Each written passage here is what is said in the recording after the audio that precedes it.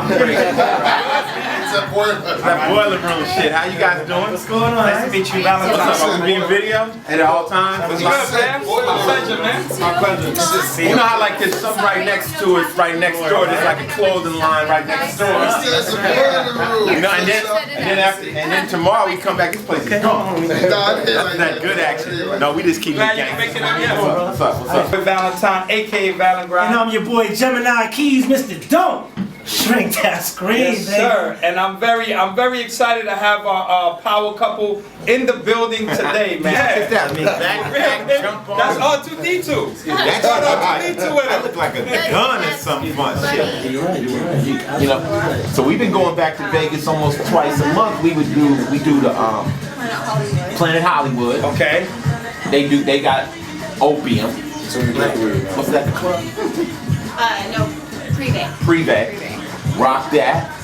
You know, they lay it out for you. You get there, they lay it out, give you the room, give you the suite. All you gotta do is come on, standing in a booth.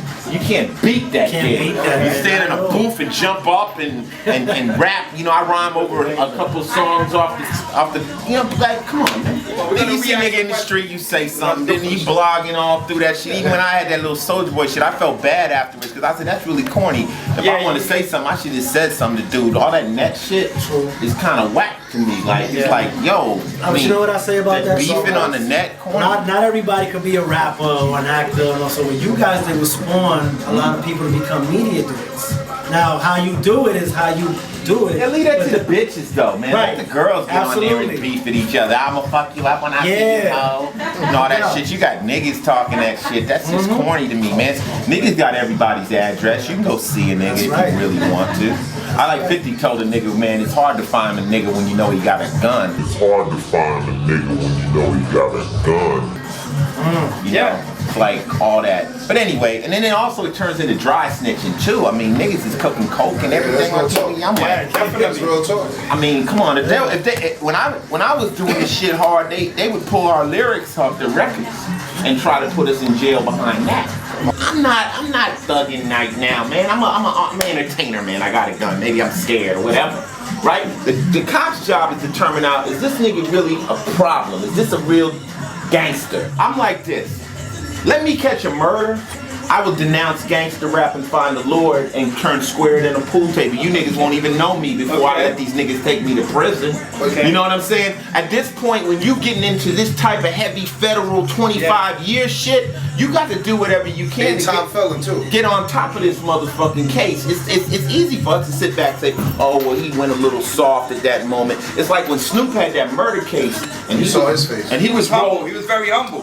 He was rolling into the jail with the wrong niggas. He was rolling into court with the wrong niggas. My homie C-Style and all these niggas is banging. So I'm like, yo, cuz, you need to get some glasses on and a suit. And if you ain't got a baby, you need a baby. If you can't find a mama, man, you need to hire a mama to cry for you. You're fighting murder. All that reputation, fuck that, man. Beat the case. Yes, officer, I'm very sorry. And I'm really not black. And I don't know, they held a gun and made me say those lyrics. Nigga, I'm trying to beat the case, nigga. Don't worry about what the fuck I'm doing. Oh, nigga, I ain't selling out. Nigga, I'm trying to come home, bitch. Worry about me later, nigga. I ain't snitching. That's real. Niggas ain't really fought a real bid yet. When you fight a real bid, you find it out. Your butt will tuck, tighten up, and everything else. As I was doing the research, I found out that Latinos love iced tea. And Latinos love Coco. So I figured you guys are Latin for tonight. Well, you know what it is? I mean, my son, man, his mother was Mexican. Okay. You know what I'm saying? So I've been into the whole Latino culture. You know, when you in LA, you gonna have, you know, the essays is black. Okay. You know what I'm saying? You know, for those, we say essay in LA, which basically means Spanish American. You know, and people say essay, but that means S.A. Which is Spanish American. Did y'all know that out here?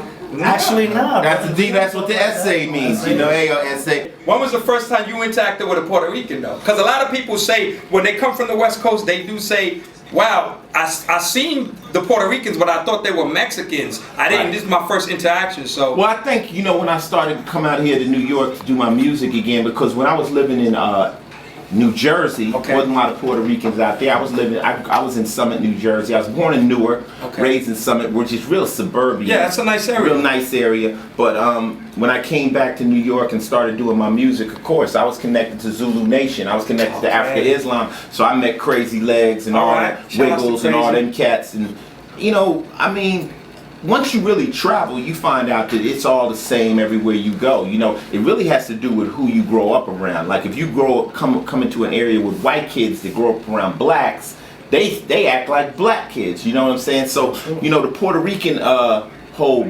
flavor wasn't something that was very odd to me. One thing is, we were living in the South Bronx with Iz when I was doing my album, and I remember there was a Korean store. We used to buy half chickens, and the Korean cats spoke Spanish and couldn't speak English. Then I get down with the Dominicans, You're universal. Puerto Ricans, you know, whether you're Haitian, whether you're Jamaican, you know what I'm saying? I'm from Earth, and I represent, you know, people that had to struggle to get there. That's all. And I got my you know, my percentage of haters, which all real players do. You know what I'm saying? You gotta have that. Hate is the new love. Yeah, that's good luck. You can't hate on hate. Yeah, You gotta love You know what? hate. This is my new clothing line right now that I'm working on, and it's called Powered by Hate. That's crazy. Right, you see the back of it?